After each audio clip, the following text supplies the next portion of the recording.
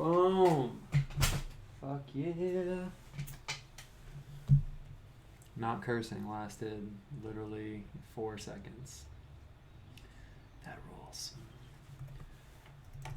Looks like some people are in here. Looks like it's working. Last time it was weird. It was almost like I was like instantly like hidden, but I think we're good.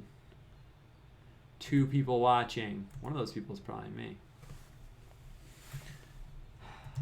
What is up, guys? I'm gonna post this on Twitter right now.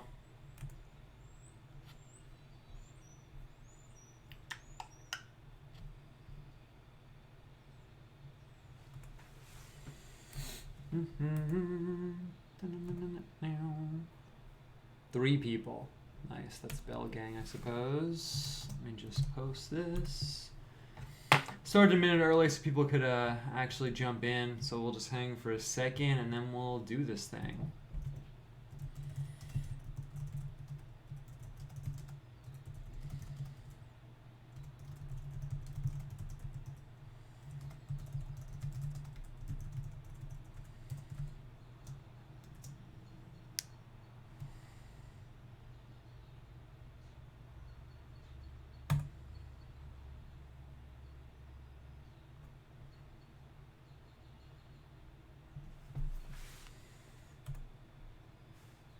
First like, yes.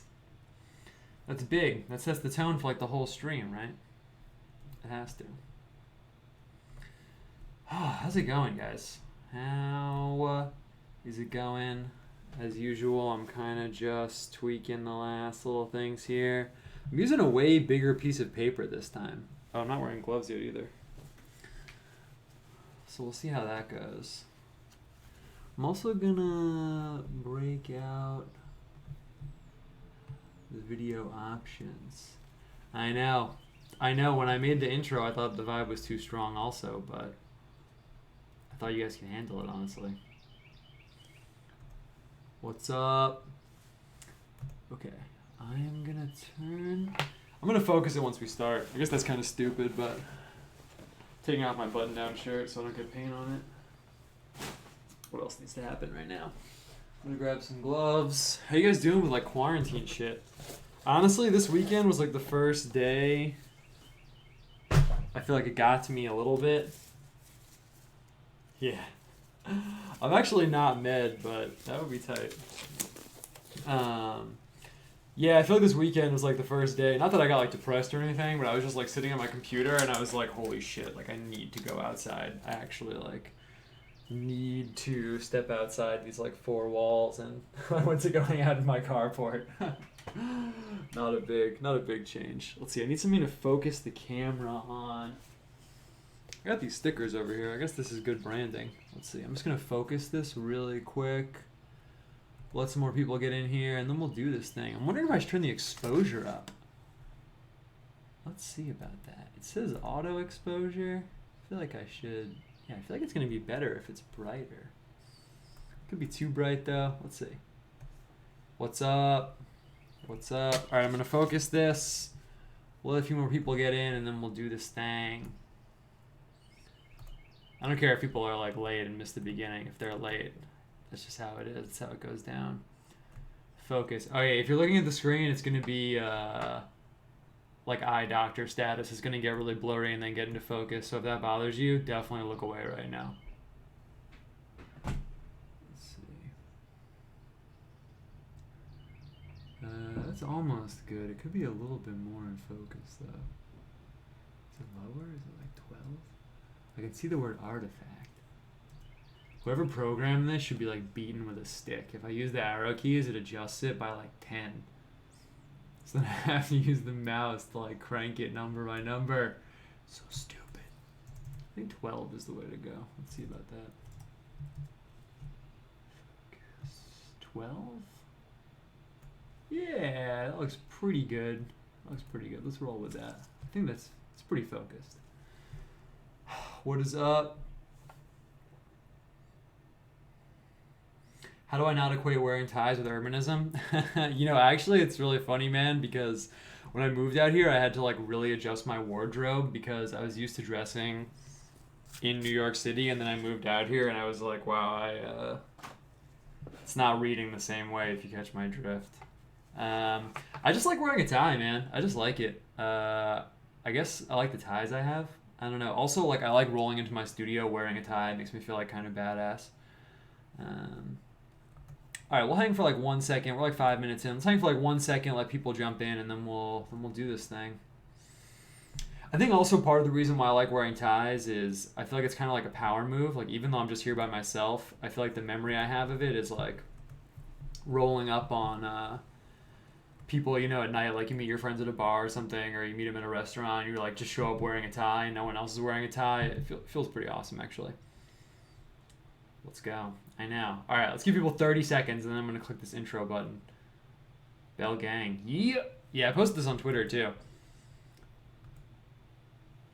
All right, I'm feeling it. It's happening. It's happening right now.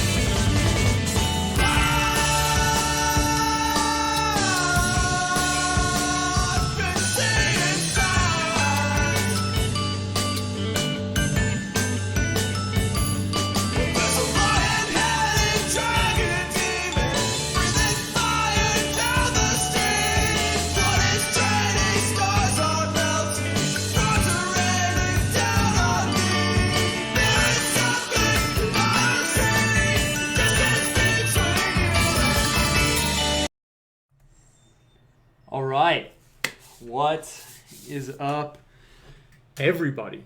How's it going? How's your quarantine life going? Don't want to forget to mention it.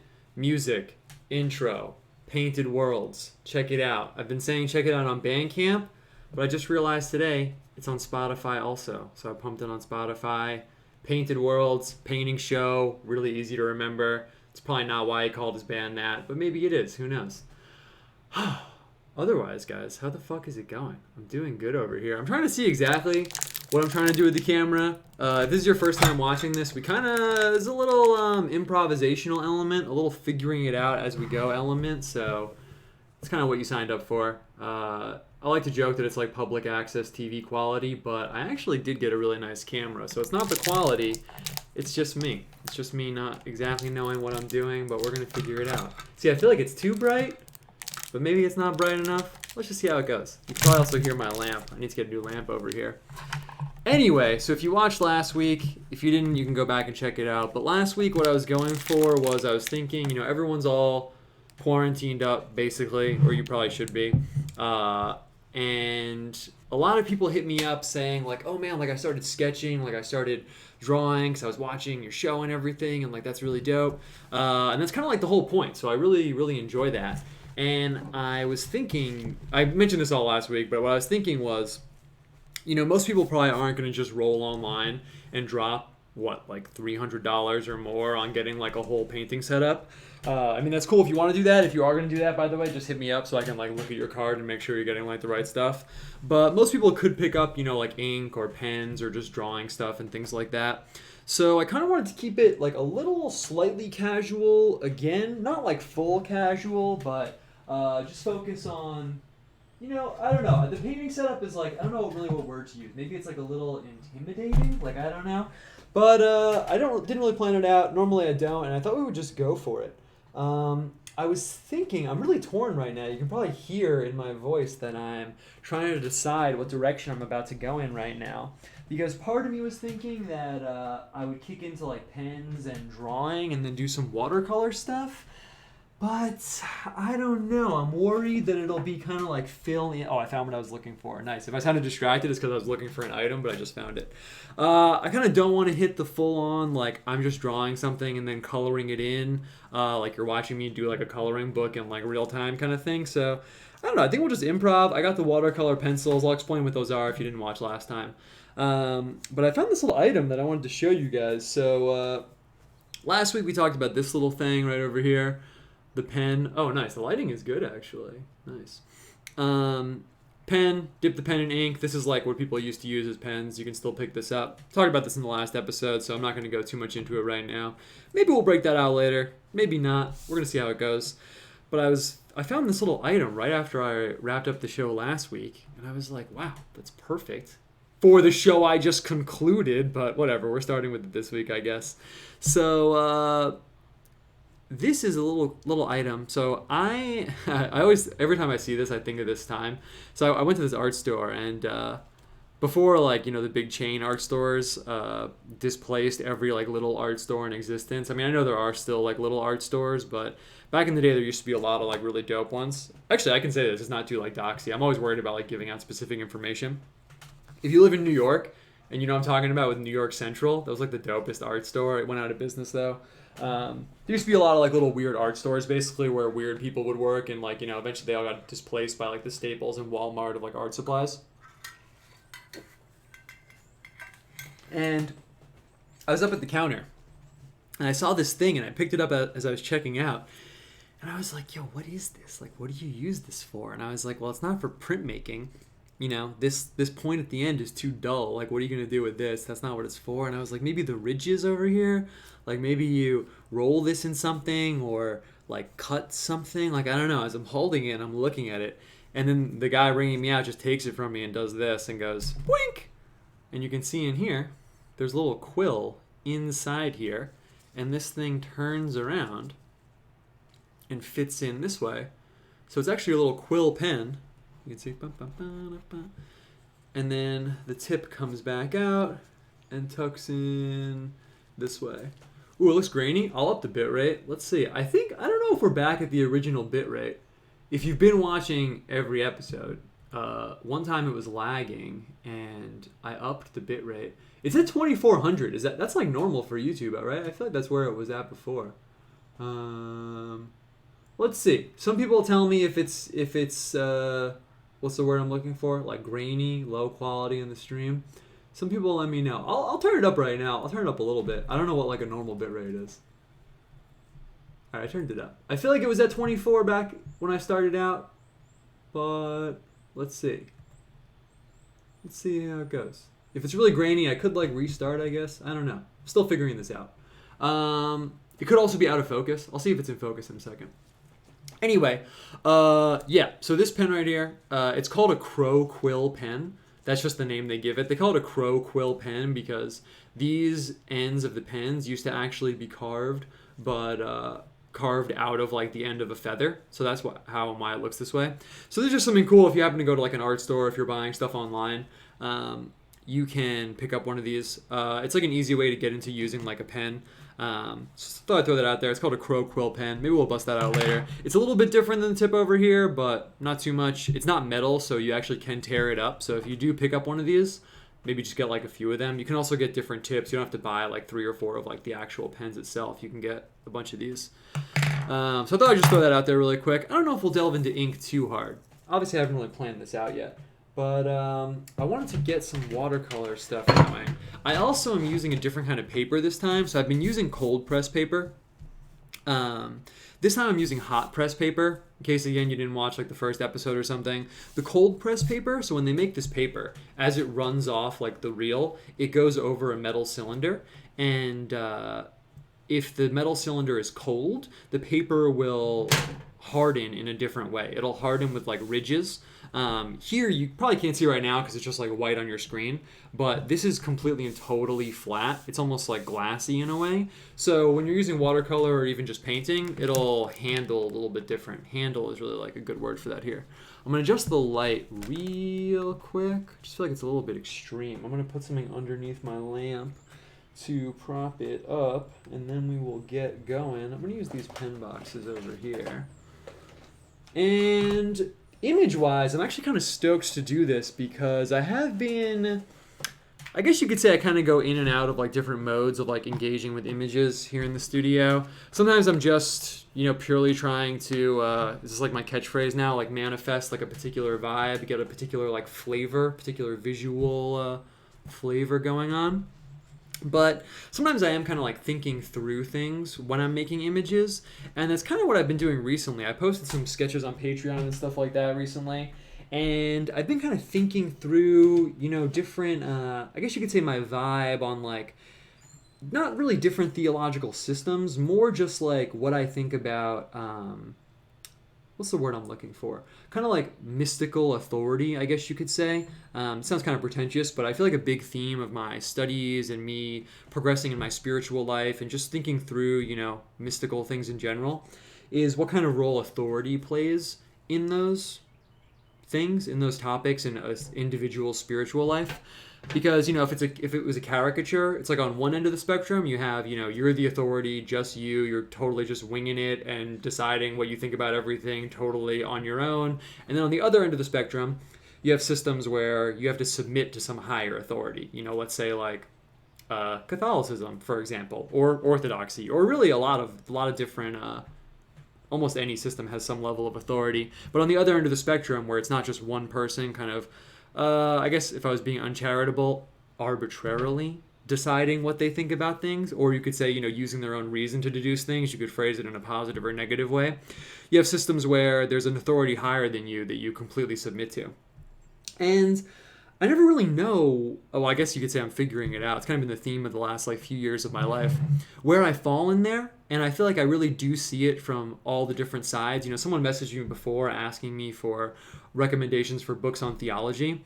And I was giving them all these different recommendations, and we got to talking a little bit. And I was like, yeah, I really can see it from all these different perspectives. And I feel like even in my own life, as I'm progressing spiritually and deciding how I feel about certain things, it's almost like day to day I can feel it like totally differently. Like one day I'm like, actually I kind of want to make up my own mind about this. I have my own intellect and my own reason, and I'm not just going to arbitrarily submit to like what someone else says just because they have this badge that makes them all important.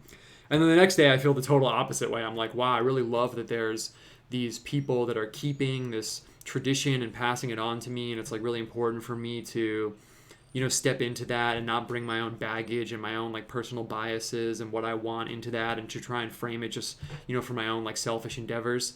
And I guess you could say in a way I don't really have like a conclusion, but it's kind of really been a huge theme of my own like personal development. And when I'm reading about theology and stuff, it's really been my like focus for a long time, I guess, is deciding what I feel about those things. Of course, I don't really know yet, but I'm figuring it out. And I've kind of been exploring that with my art and the symbols I've been using and stuff like that. So I feel like that's going to low-key be kind of the theme that I'm pumping here, is just thinking through that kind of thing. I don't know if we'll 100% reach a conclusion on that right off the bat.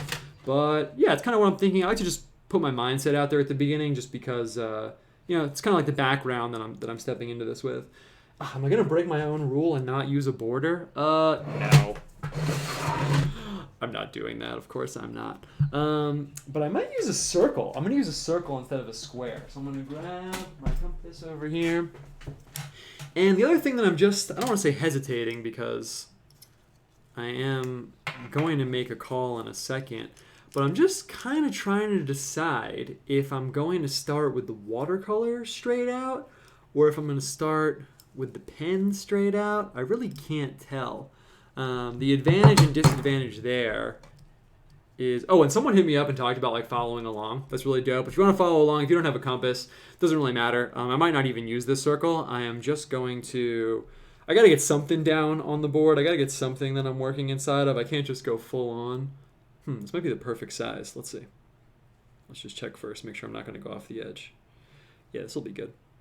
Also, since part of the theme that I'm going for is, people doing stuff at home, you might not have a compass. You can actually just grab like a plate or a cup, or not like right now, I just mean in general, like when you're doing stuff. Or if you need to make a rectangle, you don't have a ruler, you can use a book. Like, you can kind of just wing it and use like whatever you have going on. So maybe I'll do a little bit of that as we kind go on. So yeah, so the advantage and disadvantage that I have going on now right here. So I have these watercolor pencils. In case you weren't here last week, eventually we'll stop doing the catch up from last week. But in case you weren't here, these are pencils, but the pigment inside is water soluble. So you can lay down the pigment, but then when you hit it with a brush, the pigment basically turns into watercolor. So you can kind of imagine if you took a tube of watercolor, took that pigment, dried it out, put it in a pencil. That's what I'm holding right here. And the advantage, disadvantage that I'm thinking of right now, so I often use this metaphor of like weaponry. It's actually really how I always think of art supplies.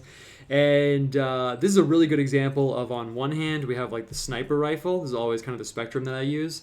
In the pen, where if I do this with the pen, I know it's going to be like totally tight, 100% perfect. Everything's going to be... it's like a scalpel. It's like a surgical knife. It's kind of how you could say it. Whereas with the watercolor pencils, this is like the flamethrower, where it's very loose and chaotic. And I'm just kind of wondering how I want to lay it down at the beginning. But I feel like in the spirit of me winging it and just kind of going for it, I'm going to start with the watercolor pencils. It's a little bit more like unknown territory for me. I mean, I've done stuff like this before, obviously, but let's start with that. And I'm going to I'm looking at the colors over here. And these pigments are different than the paints I've been using. This is called Pale Geranium Lake. Actually, the Dutch name, these are Dutch, it's from a company called Faber-Castell, is Geranium Rot Hell. That's awesome. If anyone's trying to name their metal band, that is sick. And the other red is Deep Scarlet Red. So I mentioned this before, like way back. It's actually, I think it's like episode 9 right now. But way back with the paints, I mentioned that sometimes, if you buy any art supplies, this is true, the name will refer to a specific pigment. Like sometimes you'll go, perfect example. So sometimes you'll go to grab something. It could be a paint, pencil, pastel. It could be literally anything. This applies to any art material, period, that's colored.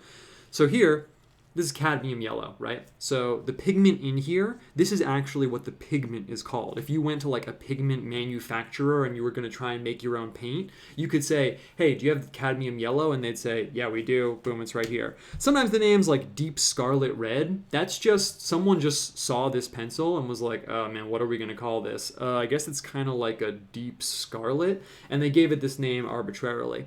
So just to be clear, when I'm reading off the names, that's why I'm checking the names. Because as I'm going into this, sometimes, so for this cadmium yellow, I could see this and say, all right, boom, I know exactly what the temperature of this is going to be. I know exactly how it's going to handle. I know the color. It's going to be a warm yellow. I like know what I'm going into with this because I'm like, oh yeah, that pigment, I'm very familiar with it. But as I'm looking at these two, it's a little bit more of a wild card because I don't exactly know, but it doesn't really matter. We're just going to go for it. I'm going to grab some brushes also. They're over here.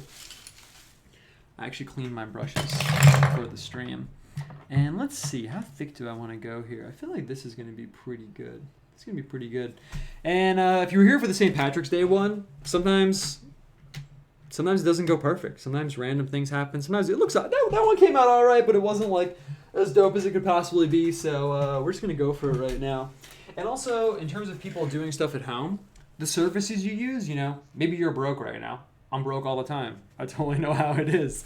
So maybe you're not going to drop like $30 on paper or whatever. You can really use anything. And in fact, if you get more creative with the surfaces, maybe I'll do that next time. Maybe I'll use like cardboard or something. Even Impressionist painters used to use just like straight up cardboard.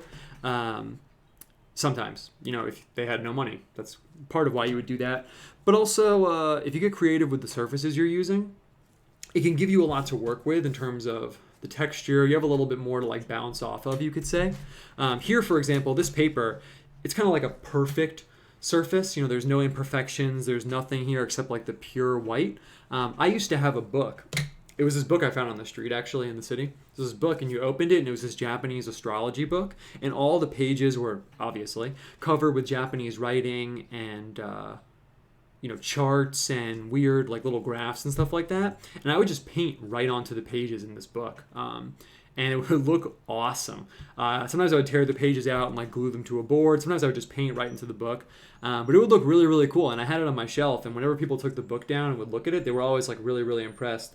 And honestly, the paintings weren't even that good. That's not like why they were impressed. I think it's just the atypicality of it, seeing like the text and the paint, and it kind of brings like a totally different mindset to it. So I'm not doing that right now, but if you're at home and you have, nothing to work on, you probably have like a box or something. You have something around that you could use is basically my point. Maybe if I go through this quickly, or maybe if this doesn't go well, I'll grab some cardboard. I have a ton of cardboard around, but for now we're just going to hop in.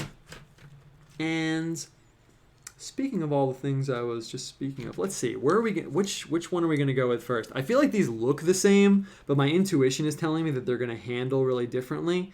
Well, usually, so this color is called Pale Geranium Lake. Normally lake means like transparent. So I have a feeling this one's going to be a little bit more transparent. It's watercolor, so it doesn't really matter. But let's jump in with this one. And I'm actually not even going to sharpen it. I'm just going to go right in. I have a sharpener around here somewhere, but there's kind of no point because I'm just going to be kind of loose with it right now. Let's just go for it. So one of the symbols that I have been working with a little bit, I posted a bunch of stuff like this yesterday. Well, that was on Patreon. My bad. Let's see. This is kind of a darker red, but I think we'll be good with this. One of the symbols I've been working with recently, speaking of like mystical authority and traditional authority and stuff like that, I'm going to bring this down just a tiny bit. Nice. Cool. Is the cardinal. It's really funny because obviously there's like the cardinals like in the College of Cardinals, right? But I didn't make that connection until pretty late in the game. I was reading a book on Christian history, and a cardinal flew past my house, and all at once I was like, oh my god, that's why they're called that. They're the Cardinals. They wear red, duh. And I kind of felt like an idiot that it took me that long to like figure it out. I mean, I guess I knew that. I wrote about this yesterday, but I was like, I guess I knew that subconsciously, but I really made the connection, I guess you could say. And I really like the cardinal as a symbol because the cardinals, like, it's kind of like it's one of these like discrete symbols where like, in I guess you could say literally in like an esoteric sense, or like to me personally, that's what it means. But I sent my mom a picture of these cardinals I drew yesterday, and it's not like she's gonna look at it and be like, oh my god, like the College of Cardinals, like this is about, you know what I mean? It's like, oh, it's a cardinal, that's just like a nice bird. So I kind of like working with symbols like that sometimes, where they do have like a deeper meaning, but they also function just purely as like a surface level symbol. That's something I've been toying around with a lot in terms of theological symbols recently. Like I did this still life. Actually, I could bust it out right now. It's a little bit off to the side, and we've been delaying getting started, so I'll grab it a little bit in a minute. But I drew this still life where, if a normal person, I guess, was just looking at it, it just looks like a random assortment of like different items. But they're all items and symbols associated like with the Virgin Mary in Renaissance painting. So there's a pear and some grapes and a lily and a rose and the moon. There's like a little moon disc. And I really like that because, like I just said, on the one hand, someone would look at it and think, oh, it's just a bunch of like cool random items. But if you know about the symbolism, then you could look at it and say, oh, wait, actually, I just realized like this is all about the Virgin Mary. Or it's a way for me to like explore those themes in like a certain way. Okay, let's see how this color looks. So what I'm really going to be going for here, where's my brush? Right here, cool. What I'm really going to be going for here is I want to like play with like the looseness a little bit. I can easily, I say this like almost every episode, but it's kind of just me like coping in case it like doesn't go well. Although that hasn't happened yet. I could easily just, keep it super tight and it could be perfect, and I could draw things that I've drawn like 100 times before, and, no one would really know, and it would be good, and that would be it. But I kind of like to, maybe branch out a little bit, just see, what we can get going experimentally. So I'm kind of going to try and be a little bit loose and see what I can do with that. This is an interesting red. It's kind of like it's actually a lot cooler than I thought it would be. Cooler temperature-wise. I'm going to try and get you guys, if you're watching the show, to use like good color vocabulary. So as I'm looking at this, you can see it on the screen for sure. It's a cooler red. In one of the streams earlier, I put down a red and someone said, that's not red, it's orange. It looks like orange. Well, yeah, if a red is really, really warm, it'll look like orange. Whereas if a red is kind of cool, it's pushing more towards the red-violet spectrum. This isn't really, I wouldn't say that's really going there. I wouldn't say this is like close to like red-violet at all, but it's not a warm red. So actually I'm going to see about doing the wing in this other warm red I have over here. And let's see if we can get like a lot of contrast going on. And also what I'm going to do is I'm going to draw in to the wet. So I'm just going to lay down some fat pigment up there, and I'm going to drag this down. It's not even really that different. Whatever. We'll make it work.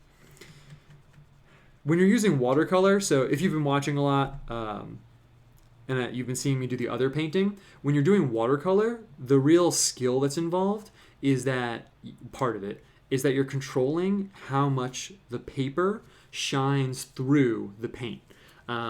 So all the white that you're using, it's kind of like a printer. I told someone this recently and they were like, oh, I never realized that. Your printer, if you have a printer at home, the printer doesn't have white ink.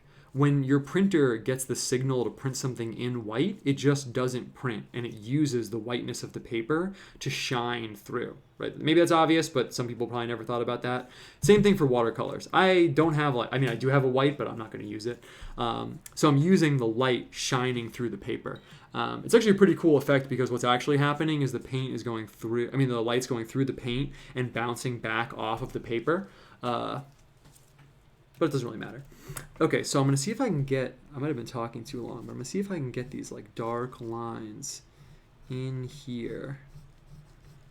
And I'm feeling like inevitably what's going to happen is I'm going to have to get the black. Once I put the black on here, that's when it's going to like kick into like, I was going to say sicko mode. That's an old meme though, right? But that's when it's really going to get sick. Rembrandt, one of my favorite painters, said, I spent 30 years discovering that black is the queen of all colors. And that's really true. Once you throw the black down, it gets pretty serious. I'm going to throw like a halo on this cardinal. Let's throw down a little bit of yellow over here. And I kind of want the yellow to... So once I put this black in on his face, that's when it's going to get like tough. Tough, it's also funny, tough is also a word that I use a lot when I'm describing images, just because I feel there's a spectrum of like soft looking to tough looking, and I'm always, not always, but sometimes when it's appropriate, I'm trying to push things over to like the tough end of the spectrum. I remember when I was younger, honestly, I used to be, I guess I'll kind of reveal this, I mentioned it once or twice on Twitter, I used to be really into like graffiti and that kind of thing, and I showed this guy this sketch I did once, and he was like, oh, that looks tough, yo, that looks tough, man. And I was like, tough. Wow, interesting. And I never really like left that terminology behind. So once I put in the black on the face, it'll take on like a certain toughness and it'll look a little doper. But for now, I'm just going to get this up in here. Just going to get this going on. In Da Vinci's notebooks, have you guys heard of this guy named Da Vinci? There's this artist named Da Vinci, in case you haven't heard of him. He said that red, is it red or yellow? It's that red looks the most red when it's next to yellow.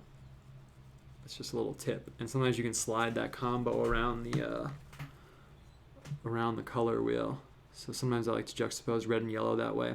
Conversely, you'll also notice that red and yellow are used in basically every like fast food logo, because red and yellow is also a color combination that makes people hungry. It's the color combo that makes you the hungriest. So you gotta be careful you don't get too much of like a McDonald's vibe going on, but I don't think we're there yet. And I really just want this. So the other thing you can do with these watercolor pencils is that if it's really wet, the paper that you're painting into, the pigment from the pencil will just straight up dissolve in the paper while you're using it. So if you paint into wet, it'll kind of just dissolve. And I'm trying to get that effect, but it's not really happening. What I'm thinking is that I'll also bust out the paint maybe and get it, kind of getting it a little bit there. I feel okay about that decision. I'm trying to land in like a little bit of like an illustrative space where like it's kind of a drawing and kind of a painting. I also don't know exactly what's going to happen, so we'll see how it goes. Looks okay. I feel okay about that. And I want to get this black down so we can get some contrast going. Now the question is, am I going to keep it pencil style? Am I going to break out the ink? Let's keep it pencil style. Let's see how it goes. I might have to go back in with some white paint so I want to get a lot of black pigment down here.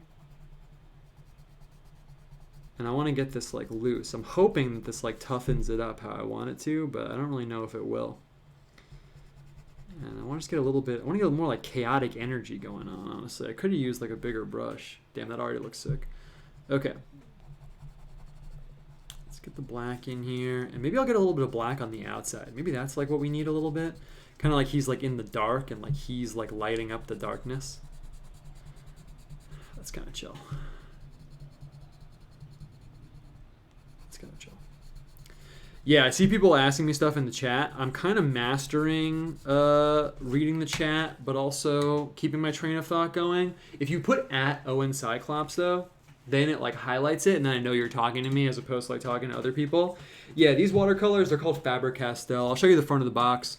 In my opinion, they're kind of like the nicest ones you can get, but if you want to not drop so much cash, the Prismacolor watercolor pencils are also really good. Yeah, there we go. Let's get some black in the front, too. And I kind of want to just get it like, come on, give me some, maybe I need a bigger brush. I want like the chaos. I want the, you know. See, I feel like this brush is too small. I'm going to break out the bigger brush. Well, actually, I'm going to wait a second. I'm going to do the inside and then I'll break out the bigger brush and then we'll get some chaotic energy going. Here we go. Yeah, that looks dope. And what I'm thinking right now is I could paint the eye in black. I could paint the eye in another color. And that could be like really sick looking. Like if I gave it like a blue eye. Yeah, I'm just going to do that right now. I can always paint over it if it doesn't look good. Maybe I'll bring it down a little bit. I'm going to bring us in a little bit closer. Okay. And also real quick, I'm just going to make sure I haven't like blown it out too much with the exposure. Let's see what happens if we go down one notch in exposure. No, that was a downgrade. Let's see, are we focused enough? Let's see, I'm going to focus it up a little bit more. I'm going to put my hand right here. Let's see, I'm going to go back a little bit. There we go. Maybe down a little bit more. If you have a phobia of the eye, doctor, look away because I'm focusing the camera again. Cool. I almost just feel like, I don't know. Oh, there's low light compensation on. I'm going to turn that off right now. It didn't do anything. I don't know. I feel like it... no. The exposure is good this way. Okay, cool. All right. Okay. Back in it, sorry. Temporary technical adjustment. Okay, am I going to put orange in the beak? Yeah, I am for sure. I don't know, maybe it's just the black pigment from the pencil. It's not really as black as I want it to be. I feel like I'm going to have to break out the ink and get this popping over here. What I'm going to do, actually, so here's what I'm going to do. I'm feeling it, but I'm not getting the exact like result that I want right now. So what I'm going to do is I'm just going to go really hard right now and quickly lay down some color with the watercolors, and then I'm going to go back in and paint in with the gouache and see if that gives me the result that I want. Let's see, maybe if I move the lamp, hold on, I just feel like I'm not exactly where I want to be with the color. Oh, that's a little better actually. Interesting. That looks pretty good. Let's hang out here for a second. I have like really bright lights, so I'm just trying to make sure. Yeah, you can hear the birds, right? Yeah, it's awesome, man. Okay, oddly, there's not as much light on the page, but on the screen it looks perfect. So we're just gonna roll like this for a minute. Let's roll like this. Actually, it looks a lot better, I think. Cool. All right, so what I'm gonna do right now, I'm gonna do something a little experimental, but you know that's like why we're here. I'm going to quickly just block in some stuff, and then like I said, I'm gonna go back in with the gouache and paint over the watercolor. And I haven't done that in a really long time. I don't know how it's gonna come out, but we're just gonna go for it. I'm kind of just wondering like also what kind of space I'm trying to create around the bird. I kind of got this black going on. It would be kind of hot if I had like blue, and then I could make it like it's black night sky and then blue day sky, and it would be kind of be like washing into each other a little bit. That sounds kind of dope. So let's do that and see what we can get going in that department. This is gonna be like kind of a phthalo blue. Is that the direction I want to go in? Yeah, let's do it. And I'm just gonna lay down some pigment and quickly, like what I'm going to do is like kick it up. That's what I'm going to try and do. Really, watercolor pencils aren't totally ideal for this, so I'm going to switch over to the gouache in a second. But this will be good for kind of like laying down like a pattern, I feel like, in the background. Because right now it looks like I'm just like scribbling, but once I hit it with the water, all the pigment will kind of just like explode. And it'll be easy for me to get like a nice like wash effect. And then we'll take it from there. So fear not, it's not going to look totally like this once I lay it down with the fat brush. Sometimes what I think of when I use the watercolor pencils like this is it's kind of like I'm setting up dominoes, and like I'm getting the domino pieces exactly where I want them before I kick over that first domino, and then it all kind of like comes together. You'll see what I mean in a second. I'm also wondering what kind of like ground situation I want going on down there. So I'm going to kick this blue up, and hopefully like the yellow will come down into the blue. I think that'll look really dope. I kind of want to put this green color in the ground, but I'm worried that with the red, with the green, it's a cardinal. Are we getting like Christmassy? I'm kind of worried about that, honestly. So I might just leave it blue. I might just have him like in the sky and leave it ambiguous what's going on underneath him. I think that's what I'm going to do. And I can put a little bit of brown down below him. Blue and brown is like a really good color scheme. Also, honestly, I wasn't going to say this, but I have this gold paint, and if we really just get like to that level, I might just throw down some gold paint, and we can see how that looks. Okay, I'm going to kick in this kind of like reddish brown. These all have crazy names. This is, oh, it's just Venetian red. Nice. That's perfect, actually. I wanted Venetian red. I call this Pompeii red. You'll see why in a second. And what I'm also thinking of right now, so I mentioned the domino thing, is that I have to think about how I'm going to hit this with a big wash and make it look like totally accidental. You know, actually, we're taking it there right now. I'm going to put a little bit of this wine color in. Just a little bit. I think the blue and brown will like wash it out, but... Okay. That's enough. Let's see how this goes. Yeah, Bob Ross talks about phthalo blue. Nice. Oh, there's a cardinal known for care of people during the plague. That's dope. Am I going to throw some orange in the beak? Oh, yeah, you asked me that. Yeah, I probably will. Okay.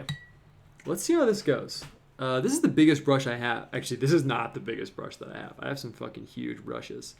Let's see if I want to use a bigger one. So this brush, you can see how big it is. It's pretty big. If you end up buying brushes, this is a number 12. The brushes, they're numbered for how big they are.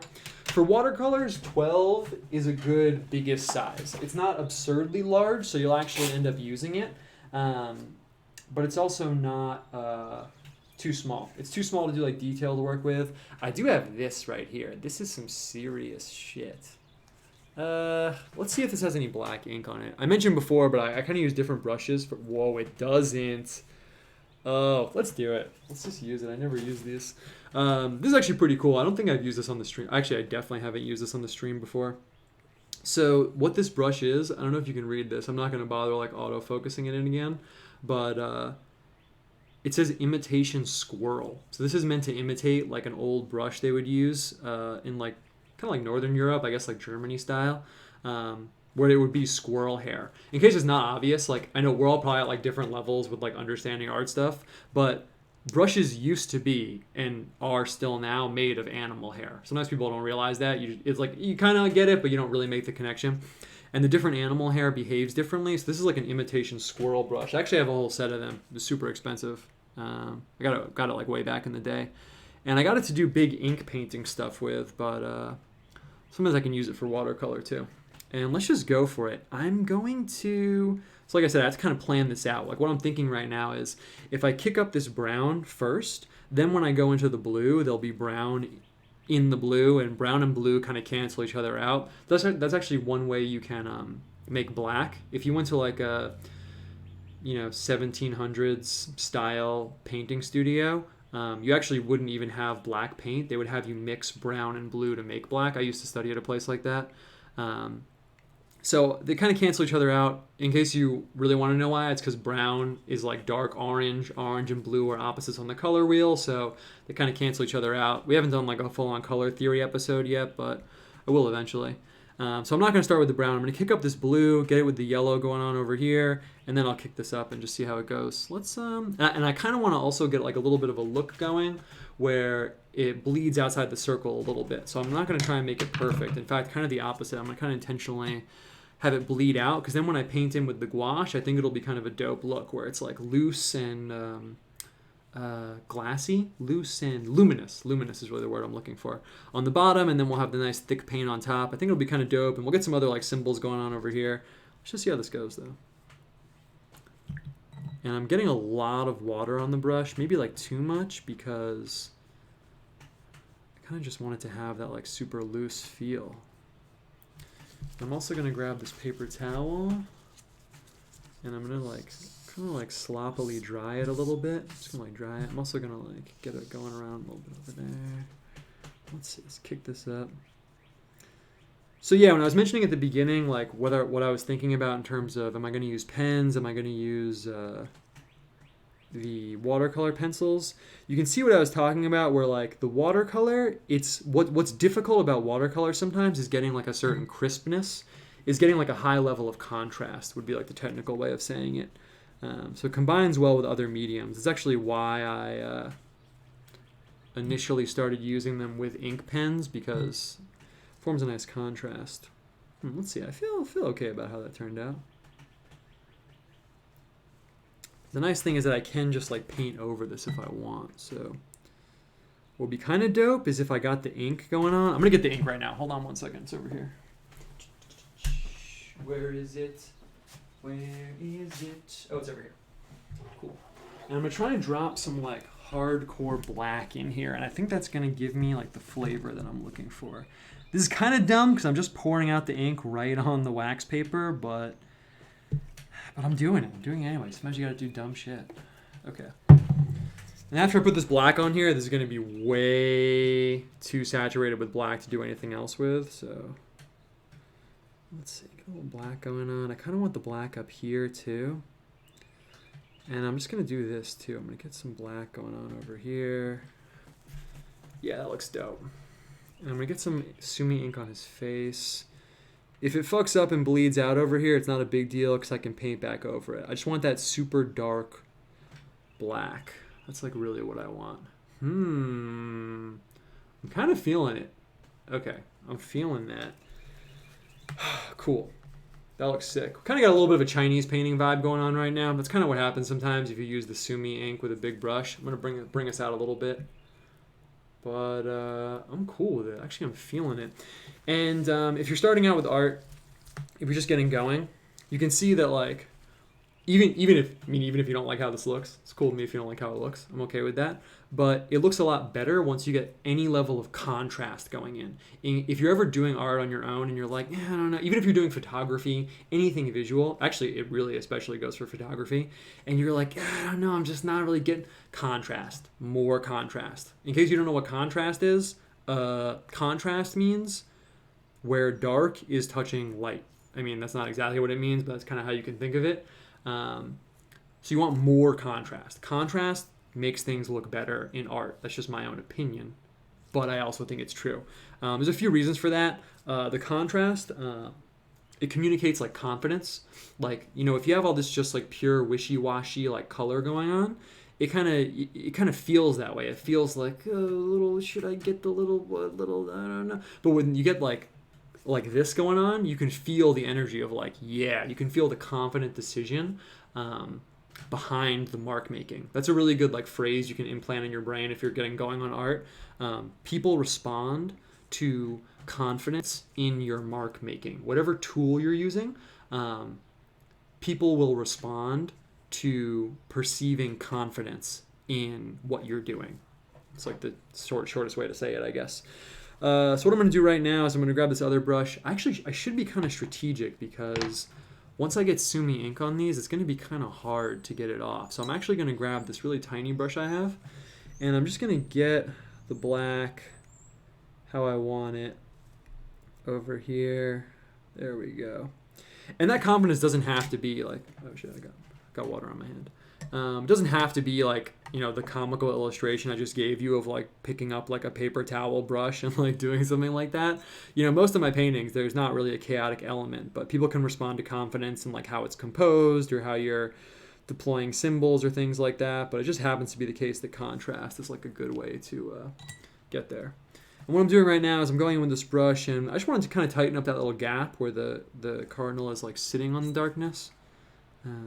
And that also was intentional, like especially if I'm doing like a theological image, I think of or like I don't know, how do I say that not sounding pretentiously, like a theologically inclined image, I guess.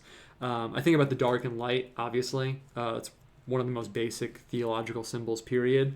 In the Bible, if you check it out, that's literally like the first thing God does when he creates the universe, right? Is he separates the light and the dark. And it's something that I think about for my images for sure. In fact, if you didn't check it out yet, the still life tutorial I have on my website, there we go. I'm just adjusting the lamp again while I'm talking. Gonna let this ink dry for a second. It's probably almost dry right now, but yeah, that looks dope. We're good. That looks dope. Nice. Yeah, if you check out the still life tutorial on my website, that's the first thing, is separating the light from the dark. So kind of is really perfect that the Bible starts that way. That's how art starts. It all fits together. I'm really feeling this like green up here. That is hot. So you could see before when I laid out that pigment, that's kind of what I was planning on. When I put the blue and put the yellow up there, I was kind of planning on that little bit of like effect going on up here where it's like, I didn't put down green paint, but you can see there's like a kind of shimmery green going on. That's really the strength of the watercolor pencils, is you can deploy the pigment in a strategic way and then go back into it. All right, cool. I'm trying to like also master the whole time thing. So wow, it's been 15 minutes already. It always goes by really quickly. I'm going to grab the paint and kind of like reconfigure my setup over here. If people want to ask me questions right now would be a really good time. If no one has any questions, I can easily just keep talking about, we haven't really talked about like the symbolism stuff too much yet. But if anyone wants to ask me anything, you can. And I'm just going to kind of rearrange my setup. So I'm putting away the watercolor pencils. I'm not going to put them away. I'm going to have them nearby just in case. But I am moving them. And I'm going to grab the paint and get that going. Cool. What did someone ask me? You mentioned before that you're careful painting saints. You're also careful painting negative things. Demon, gray aliens, etc. That's funny. Yeah, it's kind of a different kind of careful. When I talk about being like careful, like painting saints and stuff like that, it's what I mean by careful is like respectful. That's really like the word I should have used. So like, you can imagine like if I'm just like fucking around like doodling, I'm not like gonna call a picture like, oh, this is a picture of like the Virgin Mary. Like if I'm painting the Virgin Mary, like I'm gonna kind of like sit down and like make sure it's like, it's not even really good enough. It's more just that I have like the right attitude and like mindset towards that. Also, kind of like before, so I haven't actually shown these images yet, but I'm working on them in the studio. I am doing these images of the Arma Christi. Those are like the tools that were used in like Christ's Passion. So it's like the nails and the ladder and, even things that were just associated with that incident, like the dice, like soldiers cast dice for his coat. His coat's one of the things too. A vessel of oil, a vessel of myrrh. It's like all these different items that were the tools of like Christ's Passion, like on earth. And that's kind of a good example of what I mean by respectful, because I'm not going to sit down and like put on King of the Hill and be like drawing the nails that were like used to crucify Jesus. Like, you know what I'm saying? Like if I'm working on something like that, I kind of like, focus in on it and kind of make sure that I'm like treating it with like the proper respect. So in that way, that's what I meant about the saints. It's kind of different than what you said, like, are you careful like painting demons and stuff like that? I mean, yeah, but in like a different way. It's a totally different thing where like I want to be careful not to like, well, it's just a totally different thing. So I'm not worried about being respectful when I'm drawing a gray alien. Really, that kind of like being careful is, it's a lot to go into, but I really don't like art that glorifies like ugliness and like disturbing things. I know that there's like merit to that, and like some people do that with their art and they do it really well, and they, I'm not saying it's like a meritless endeavor, but for me personally, like I really don't fuck with that. Like if you look at Lucian Freud's paintings, like the perfect example, I really hate them so much. And I feel like they're just about like ugliness and like what is ugly and like making humans look like so ugly, and I hate it. And I feel like, again, I'm not saying there's no worthwhileness to showcasing that aspect of reality, but I feel like you have to be pretty careful. It's kind of like when you make art, you're like shining a spotlight on something, and in my opinion, like you kind of got to be careful what you're like shining a spotlight on. A little bit of a tangent, but I really feel that way about film. When I see films that just like glorify like suffering in this weird way, where I'm personally just kind of left being like, wow, there's a really crazy like 2.5 hour movie about this woman like getting raped and murdered. Like, why the fuck did I just watch that? Like, what? That's like a different kind of like being careful. So kind of a roundabout answer, but I'll take one more question, then we're gonna jump right back in. What's a good example of bad religious art? Wow, that's a really interesting question, man. What's a good example of bad religious art? I don't know. I got to think about that.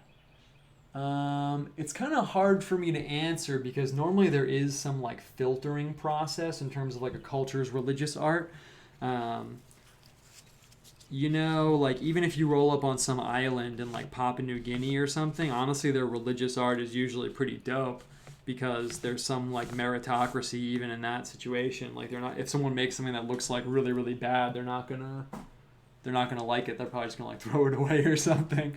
So it's kind of hard. I bet I could find some like modern-y examples that I didn't like. I'm sure I could find some like weird modern-y religious art that I thought was really whack. Nothing comes to mind right off the bat.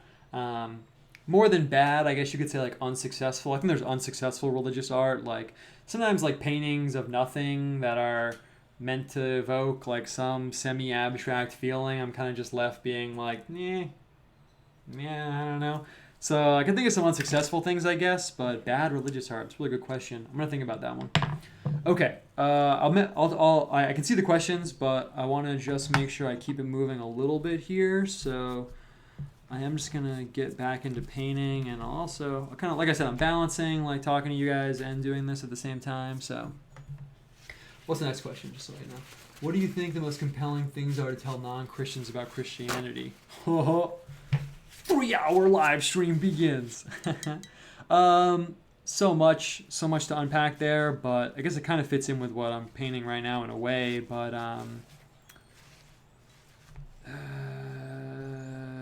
one little thing there. So I'm gonna get some red paint out, and I'm gonna see if, actually, I don't know. I have two options here. I can start painting at the cardinal and work my way out, or I can start painting on the outside and work my way in. It would be smarter for me to work my way in, like start on the outside and work my way in, but honestly I just don't really want to do that, so I'm just not going to. But it would be smarter for me to do that. And I want to make sure I have a palette knife going. Okay, cool. And so I will get to that question, but I just want to make sure I keep the momentum moving over here. If I really go off on that, we'll be here for like 2 hours.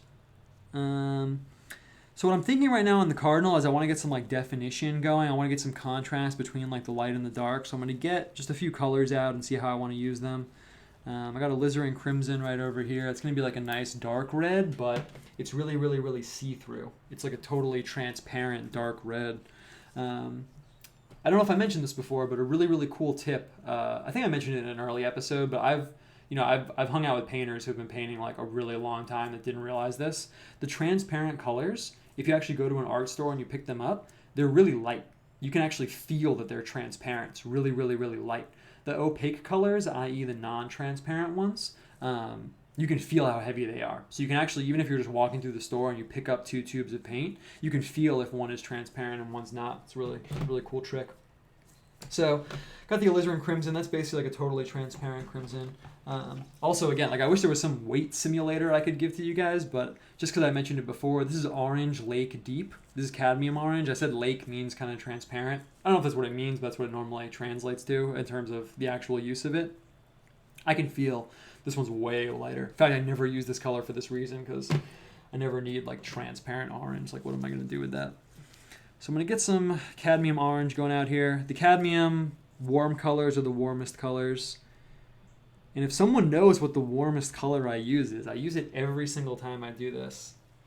There's one color that's the warmest color, and I say it every time because I want you guys to be able to deploy the lingo. You guys joke about scooping art girls, but now you can actually do it. There's a delay. I don't think anyone's going to know, but if you did know, that would impress me. The warmest color I have is cadmium scarlet. Boom. It's kind of a form of cadmium red, but they call it cadmium scarlet. But you can see over here, it's like the warmest, like brightest color I have. So in terms of painting, what I'm thinking right now is I really want to harness the like intense color aspect that I have going on. But the thing with these paints, you know, painting, half of painting, at least half of it's probably more than half, is engaging with like the physical reality of the materials. I always think about this guy that was talking about, you know, creativity and stuff. I don't remember who it was. It might have been even Alan Watts or someone like that. But he was saying, you know, I can sit down at like a table and cadmium orange was a good guess. I see you guessing. That was a good guess. It looks orange. Yeah, that's why you said that. So I think it was Alan Watts. He said, you know, I can sit down at a desk and like imagine a symphony. I can like play a symphony in my head. But I don't have the skill of translating that into reality. So really the ability for me to imagine it doesn't really mean anything, like, because I don't have the skill of taking that idea and melding it with the physical world and making that into reality. With painting, that's a really big aspect of painting I think most people don't realize. So I have to like engage with the reality of my tools and the limitations that they put on me.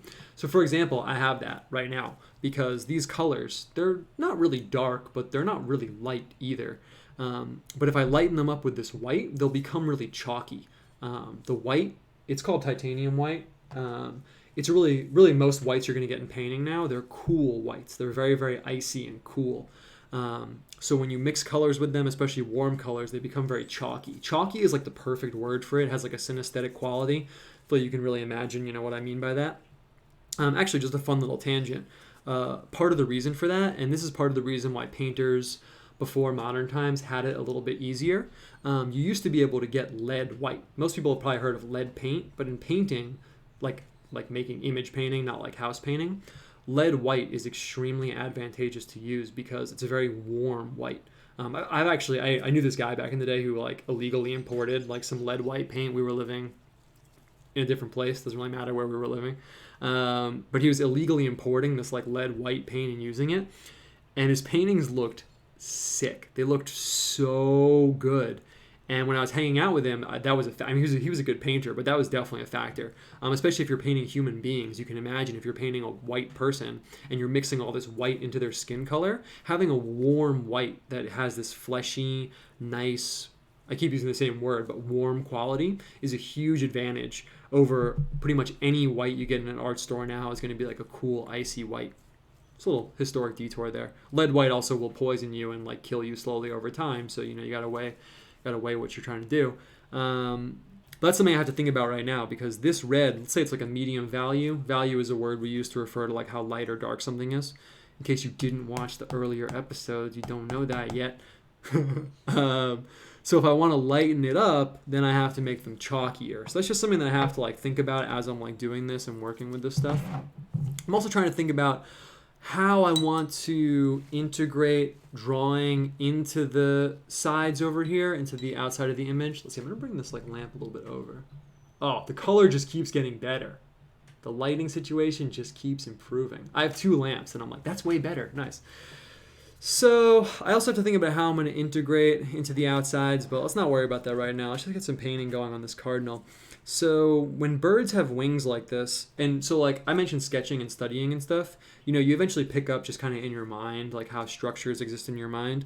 I always imagine there's like this upper part of the wing up here, and then you get the individual feathers coming down. You can see I kind of like started to paint them in. So I'm going to roughly pen that in, and I'm just going to grab the straight up alizarin crimson. I'm not even going to mix these. Normally I would mix it maybe to get the perfect color I want, but I don't know. I'm kind of trying to encourage people to do stuff at home, so I don't want to worry about making things like too perfect. And in my ideal world, this would be like a little wet because I don't want it to just look like I'm throwing down color with the tiny brush, but I don't know. I'm kind of nervous about throwing down a whole layer of water because it'll kick up the black, and I don't know. It just doesn't really feel like the move right now. I'm going to come down here and just get a little bit of that going on. And yeah, you can see how transparent the alizarin crimson is. It's not really giving me the vibe that I want, so I'm probably just going to stop using it in a second. The transparency is, honestly, it's kind of hard to make it like look really good. Can I say that? It's kind of hard to make it look really good because, I don't know, the transparency kind of reads as like cheapness of the pigment, I guess you could say. So, but actually that looks pretty good. I guess you just don't want it to be too like streaky. But let's see, I'm going to throw down, same deal here. That looks good. Hell yeah. Get this going on right here. Put a little red in. Can I get like even more red? I just want like full red on his breast. Let's see. I'm actually going to dry this out a little bit. Yeah, someone said contraband paint. Yeah, it's illegal in some places. I mean, to be fair, like, you know, you could literally give yourself like brain damage. So, you know, whatever. And let's see. Let that dry. I don't know. I feel okay about that. I'm kind of hoping that when I kick in with the cadmium scarlet, that I'll get that real cardinally color. I might have to use some white. I might have to use some chalky color in here, but let's see. We'll see if this is a mistake or not. I never really do the going back into the watercolor with the pigment. It's kind of a dangerous game, honestly, because the watercolor has such a loose feeling, and that's kind of nice, and then the paint has such a tight feeling, so I'm taking a gamble for you guys right now. But I think it'll be worth it. I'm actually mostly just going to block in the red over the watercolor, actually, because I'm kind of feeling this is like way more of a cardinally color. Way more cardinally. Actually, this is like the exact color a cardinal really is. And I'm not being too tight with it. Maybe I should be, but that looks dope. Okay, now we're fucking talking right now. Yeah. And I don't know, I really like this spot over here, but I'm just going to paint over it with red. That's another funny thing about painting is like sometimes the spots that you get the most attached to, those are the spots that end up like holding the picture back because, you know, you get attached to them and they don't really progress with the rest of the image. I drew this artichoke once. Honestly, it was probably one of the best things it was definitely one of the best things I'd ever drawn at that time. I drew this artichoke. You can imagine like a big artichoke. And right over here, like, let's say the light was like shining really intensely, because if you go on my site and you check out the still life tutorial, you know you want really intense lighting on your still lifes. And the light was like shining onto the artichoke totally from the left. So like the artichoke was like half illumined in white and half totally dark. And there was a spot in the dark where like one of the petals of the artichoke was just catching the light in the front. It was kind of like illumined in the dark. And while I was drawing it, I was like, yeah, this is like what the whole picture's about. This one little light spot in the dark. Like, this is perfect. And I did the whole thing and it looked awesome. And I showed my teacher. It was one of the only teachers I respected at the time. And she was like, oh, this is cool. She's like, but you got to cover this little spot up. And I was like, no, that's the spot I like the most. And right when I covered it up, the whole picture just like came into focus and became perfect. So it's funny, like as you're making an image, sometimes you get attached to little things, but it's kind of like how a Polaroid develops. You know, as the Polaroid develops, everything comes into focus together. And if you're attached, if you're holding on to like one little bit, it's not going to progress with like everything else. It's kind of an interesting analogy. Okay, that color is dope. I'm gonna fix this situation over here, but let's just lay in some more cardinally color. And I'm kind of feeling the tension that I just described, where like I like the loose watercolor feeling here, but I think it's gonna have to go. So we can see where the picture is really taking us. And yeah, I'm just gonna paint in the red. If we have to come back and I'm gonna leave a little window into the watercolor underneath. I think that's a good idea. That looks dope. And we'll have to get some like darkness in on the cardinal, but I don't know. We'll see how that goes. Okay, I feel a lot better about how that looks right now. Yeah, perfect. This is not really the right color beak either. Let's see. Let's see if I can get the right color beak going on. The beak of a cardinal, it's kind of like this pale orange. In fact, that'll be perfect for mixing with the white. Let's see, where's my palette knife? It's over here. Yeah, I'm just going to do this. I'm just going to pick up a little bit of the white. And over here. And yeah, this is kind of like a perfect illustration what I was mentioning before with the light and the dark being like really symbolic in painting, especially if you want it to be. Light and dark as a metaphor for like good and evil, or even just, knowledge and ignorance, you could say, for a lot of things. I mean, it's definitely one of the oldest symbols for sure. I think it's pretty like intuitively part of like man's experience that like, oh, there's this part of the day where it's light and I really like that. And there's this part of the day where it's dark and that is not as cool. So I imagine that must have crept into the symbolic consciousness pretty early on. I actually, I mentioned this on an earlier stream, but I was in the woods without like eating or drinking water once for like 4 days. And I only saw people like once or twice during that whole time. And when I did that, I had a tent though. It wasn't like that crazy. But when I did that, I really was like, fuck, night is crazy, man. Like when the sun goes down and you're just by yourself in the woods, and you haven't like eaten or, drank water for like a day or two and it gets like pitch black out there.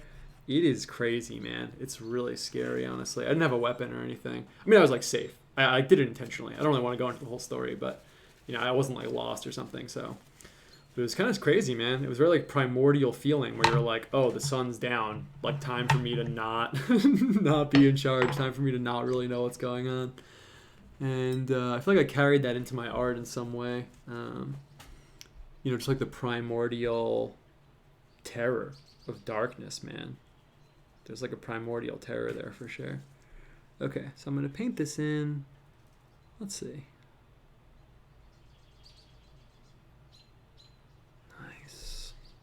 Tight. And even as I'm doing this, I'm not even really sure what level of like perfection and focus I'm going for, but that looks dope. And I left in a little bit of the red edge at the bottom. And now I'm hoping I can come in and paint in the darkness. I'm going to bring out the black paint and just see how that goes. Now, one time I did kind of get lost in the woods, and that was kind of crazy. That was like an intentional kind of like meditational, like spiritual retreat thing that I did. But I have gotten lost in the woods a few other times. Never for that long. Whenever I've gotten like lost in the woods or like stuck out in the woods or like in a precarious situation, I've always gotten like right to the point where you're like, okay, in about 1 hour, this is going to shift from being like, haha, funny story to like, okay, now I'm actually like in danger. And then right when I'm about to cross that threshold, like something happens and I get out of the situation. So it really could be like guardian angel status, but I've never gotten full on lost in the woods. I have a friend that I go hiking with a bunch, and whenever we go hiking together, we always bite off like way more than we can chew, you could say. But it's always a really good time. So that's why I keep going with him. Haven't gone in a while though. Cool. Let's see, I just don't want this edge. This edge is so perfect. I don't want it to be like so perfect. I want it to be like a little, I don't know, maybe that was the move. I just want it to be like a little rough up there. And I like this like bleeding down here. That's kind of dope, so I'm definitely going to leave that. I'm wondering if I should put the black in for the eye. It's such a big decision. I really can't tell if it's the move or not, though. It's going to change everything. I kind of like leaving his eye light because I feel like I'm going for some kind of like theological dark light symbolism here. Let's leave it light. I feel like that's not what I would normally do, so let's leave it light. I'm going to deploy this cobalt blue. This is a nice like bright blue. And also what I'm wondering is, so I'm going to be in like a little bit of a precarious situation in other ways in a second, because I'm going to be thinking about how I'm going to incorporate like something. I mean, I could just leave it like a cardinal on this crazy background, but it's not really what I'm trying to do. But I am going to think about how I'm going to incorporate like something on this background because it's going to be hard to mingle it in with like the chaotic nature of the background. I don't know exactly how I'm going to do that, but we'll see. See, I'm gonna grab some white. I'm mixing with brushes. Don't tell anyone. It's bad. You shouldn't do that, but for the live stream, it's okay. And let's see. It's kind of like a cool blue. I kind of wish it was lighter. Let's see if I can get the light blue I want over here. That could be good. Let's see. Let's see if that's the color we want. I feel like it should be lighter even though. When you're mixing paint, it's really easy to make the paint darker. It's really difficult to make the paint lighter. That's what's going on right now. Oh, fuck, it's black. And yeah, so I've also been using other symbols related to like authority and especially like spiritual authority, like I was talking about way at the start of the stream. Um, Things like books, especially buildings. Buildings have kind of like an authoritative context. Yesterday I made this image where I had this guy, and on one hand he was holding like an obelisk, and on the other hand he was holding a like a Roman pillar, and it's kind of like he was holding like these aspects of like ancient religion and how they tied in like with his own religion and stuff. And I think I might try and do something like that here. Maybe get like an obelisk going in. Obelisk is a really weird symbol because it's almost like ancient and modern. There's like the Washington Monument. Okay, let's see how this goes. Let's see. I'm gonna throw in the light of the eye. Yeah. See, I also have to decide right now if I want it to be a perfect circle or not. I kind of don't. But another side of me is saying that maybe I should have it be that way. Interesting. What I'm thinking is that I might come back in and I might just kind of like... So when you paint in an animal like this, it's really a huge difference if you give the eye like a shine and make it like a real eye, or if you leave it something like this and it's kind of like symbolic. Because now it's like kind of like a symbolic cardinal, but I actually think that looks kind of dope. It almost looks like a moon disc. So I might kind of like play up the like sun aspect behind him and just leave the moon disc thing going on. It actually looks kind of dope. Let's see how it goes. I'm going to keep this moving. I'm going to throw in some yellow behind him. And I think to try and keep the feel of the watercolor pencils, I'm not really going to mix the paint that much. I kind of just want to throw down like the full blast colors. I'm thinking that might keep the color scheme together. I usually don't mix materials in one image. Actually, I really never do that, but I thought I would do it for the stream. Why not? Move this. Cool. I'm just going to throw down... See, the paint is so thick. I wish I had like a middle ground between the huge like loose energy I had before and the tight energy I have now, but I guess I'll just kind of roll with it. I'm kind of wondering if I'm going to put like rays on the sun maybe? I don't know. I don't exactly know how I'm going to incorporate the background, but we'll see how it goes. Will this be the first one that's actually only an hour and a half long? The goal time of 90 minutes? Nah, it probably won't. It's already a minute. It's already 1:15. Okay, and let's see. I'm just going to poke in and get this light yellow going on over here. Perfect. Yeah, that looks good. That cleaned it up a lot. Nice. I want kind of a hard edge with the background over here. Perfect. That looks pretty dope, actually. Cool. Cool. And I have a few options. I mean, honestly, I could put like rays in. I feel like that would look kind of dope, but it's kind of a risky move. But I guess, is that why we're here? Is that why we're here? I'm gonna move some shit around. And we're gonna do it. Yeah, is that Russian icon painting film? I see people in the chat telling me to watch a movie. Boom. Okay, that was a good call. Yeah, I gotta watch that. Perfect. Okay, cool. I wanted to get a little bit of like the... Perfect. The confident mark making into the background. I just wanted some way of like marrying the two spaces. So this is what I decided to go with. I think it was a good call. Oh, the yellow on the black. Perfect. That looks pretty dope, actually. And let's see. I don't have too much of that color left, but I think it's fine. Boom. And I kind of want that stroke. Yeah, perfect. To break the circle a little bit up over there. Okay. I am definitely feeling this. Yeah, it looks dope. Someone in the chat said it looks dope. Thanks. Yeah, I think it looks dope also. Okay. Decisions need to be made right now. Very serious decisions. One of them being, I just got to get that... Oh, shit. I actually put water on the page. It's fine, though. I just got to get this little, like, under the wing. I'm going to put a little black in the alizarin crimson. It's also something I never do, but I think that'll give me what I want over here. Now it's a little wet there, but whatever.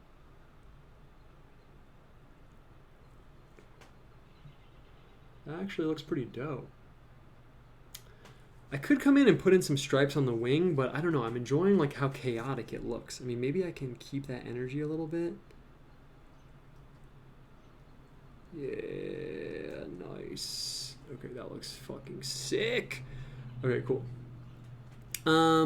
Okay, so what I'm thinking right now is that I want to figure out how I'm gonna paint into the background right now. I don't want to say we're starting to wrap up, but it's like the plane is, like if you're flying New York, we're like over Pennsylvania. I'm trajectorizing into where I'm trying to go. And part of that is deciding what kind of mark making situation I want to have on the back of the painting. Because I could just come in and like paint in like little things over here, but I think it's going to be such a contrast with the loose background. I just don't want it to like be like that. Also, the thing is, in a picture like this, where there is the most focused detail, your eye kind of goes there. So right now, your eye is like really drawn to like the cardinal's face with the black and the beak and the eye. That's really good. But if I get in the back over here, and let's say I painted like a building with little windows and like a little moon over the city and a little river, your eye would just like electrically like be drawn over there.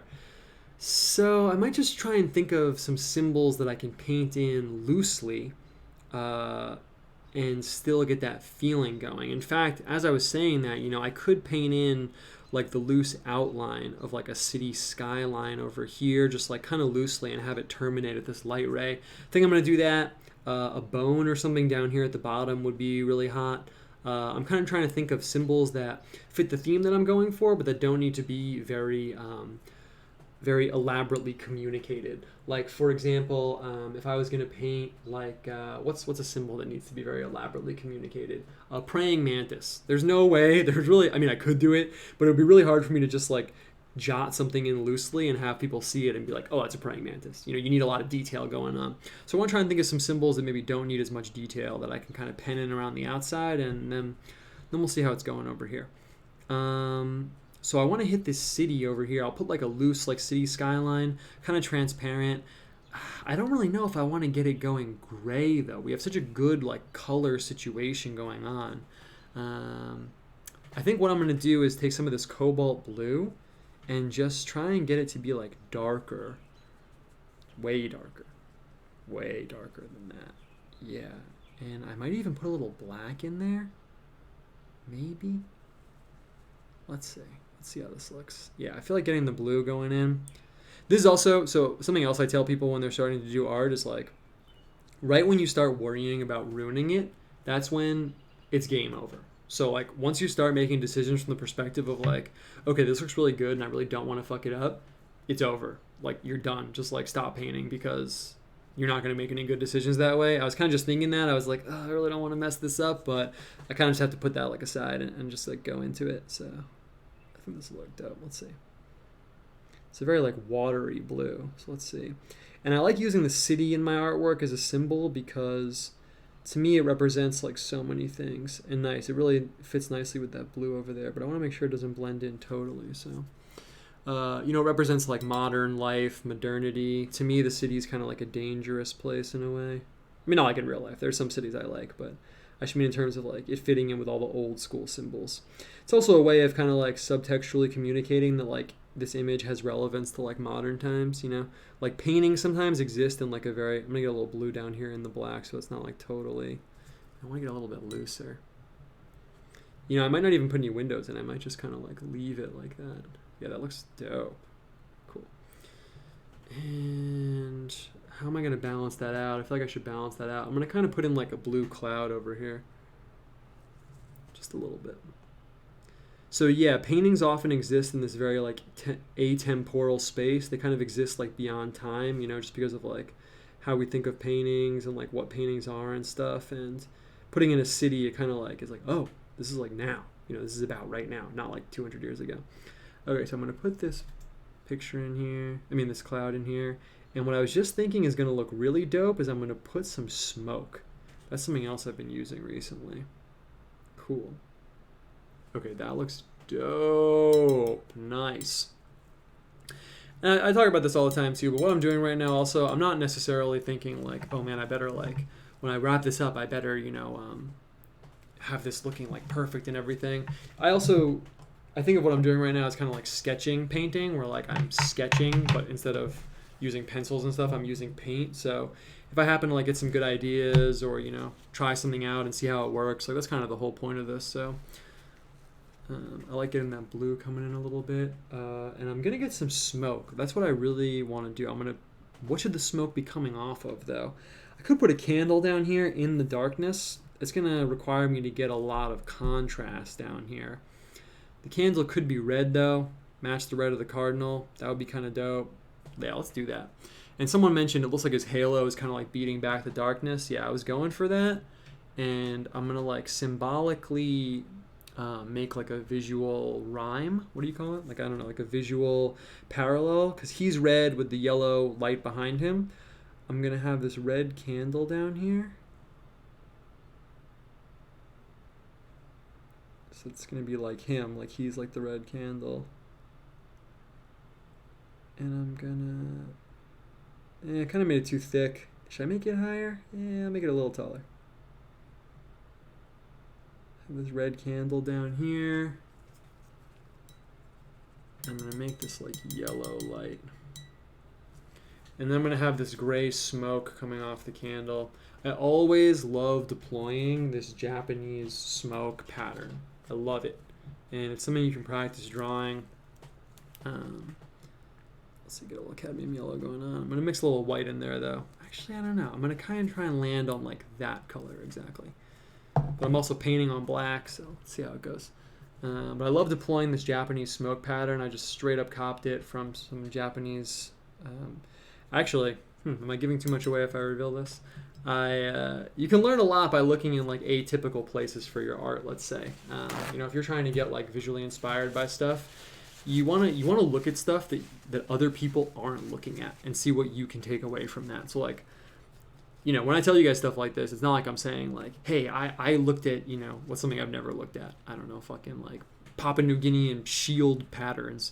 And that was really cool, so I want you to like go do that too. I'm kind of just giving you an example of like the kind of thing you could think about checking out, and like you can go find something that I haven't looked at, and you could bring something cool back from it. I looked a lot at what are they called? Japanese. Oh yeah, dude, the smoke is the I've been well, we'll talk about that in a second. The smoke is the signal of like electing a new cardinal. Yeah, I've been working with that too in some other drawings. Good call. I was looking at, what are they called? The Japanese dresses. I want to say kumiho, but that's a Korean like fox woman spirit. What the fuck? What are they called? The Japanese dresses? Man, I'm totally blanking. It's not a kitsune. That's the Japanese name for a kumiho. It's a fucking...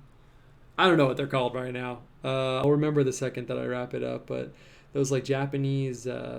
dresses, and they have crazy patterns on them, and I saw this one that was just covered in this really epic smoke pattern, and I just basically jacked it. A kimono, yeah, man, it's a kimono, yeah, exactly, yeah, and yeah, a lot of those patterns are really, really, really awesome. So like I'm saying, like I don't think people would look at my art and be like, oh, this guy should look at Japanese fashion from the 1600s.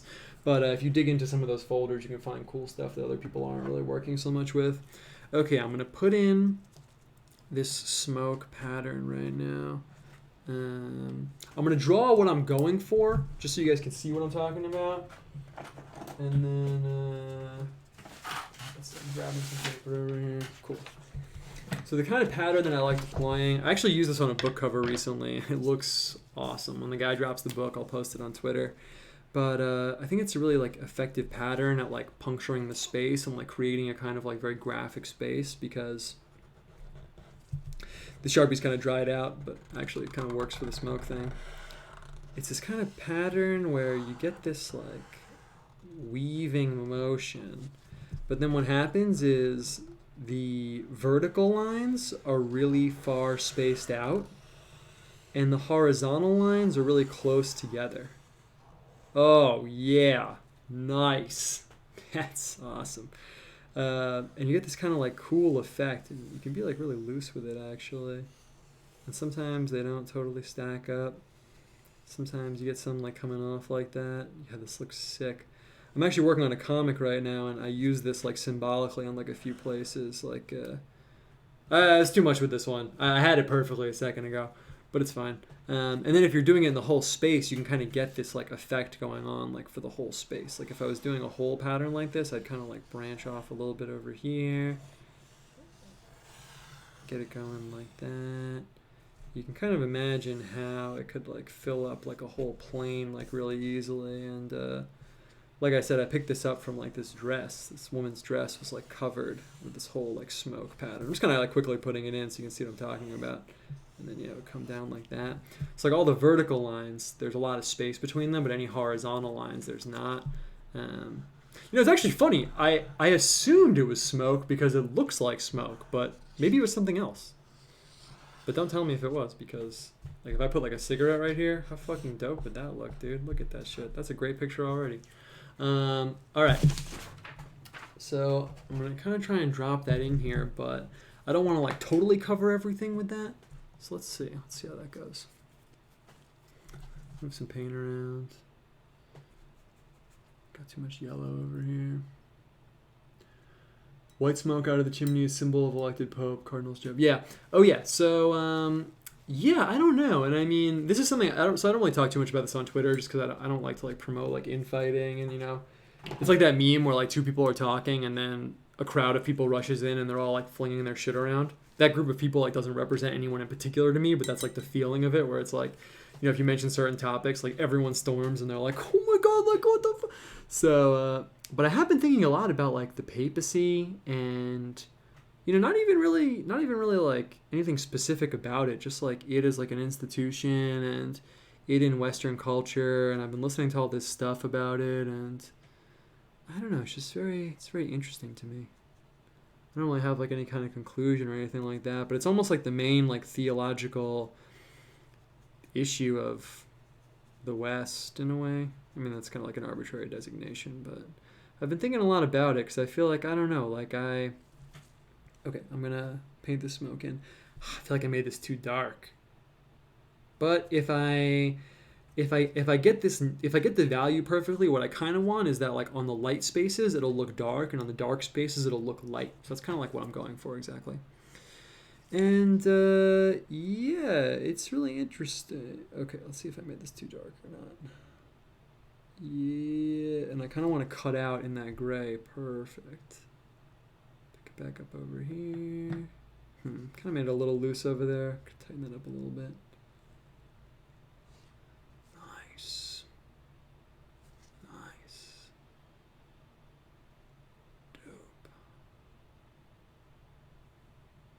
Dope.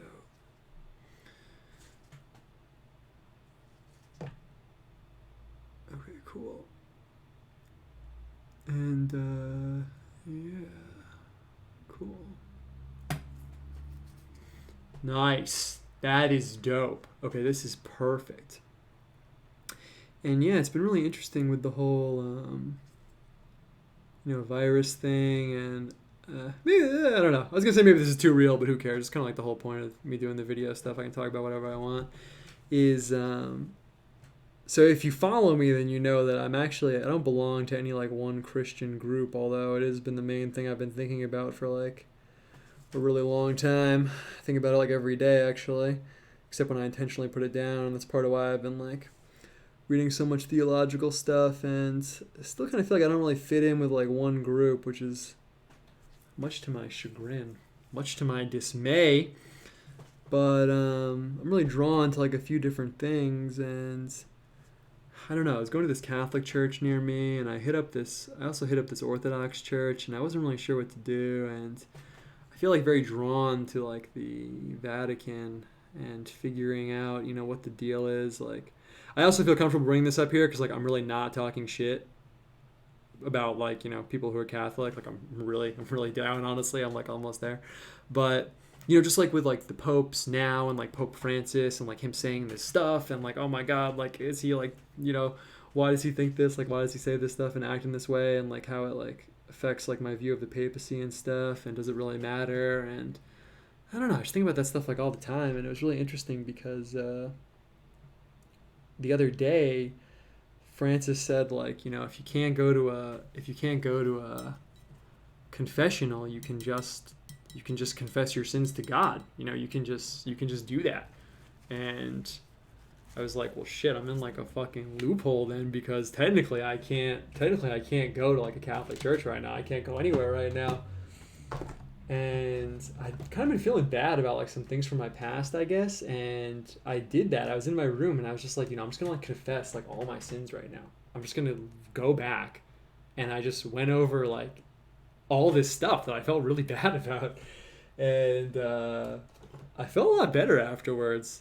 I don't know if that counts. I mean, who knows what counts, but I felt a lot better afterwards. Actually, it was really interesting, and I nothing like bad. Like I didn't like kill anyone. You know what I mean? But I did some shit that I felt bad about, and I haven't really thought about it since. So I don't know. Does that mean it worked or whatever? Did I find the loophole? Because like technically I can't go to a Catholic church right now, but I don't know. Just feel like telling you guys that for some reason. Make it like kind of like too real with the image. Just kind of like I'm thinking about like authority and mystical shit. So I don't know. I just felt like telling you guys that on stream for some reason. But yeah, it's really interesting, man. I also had this dream last night. I'm just going to put in some details, and then we'll see how we want to close this up. We're at like an hour and 30 minutes. That's good. So I had this dream last night also. Maybe it's also why I've been thinking about like mystical authority and like, the Vatican and, stuff like that. And I had this dream last night, and I was with my wife.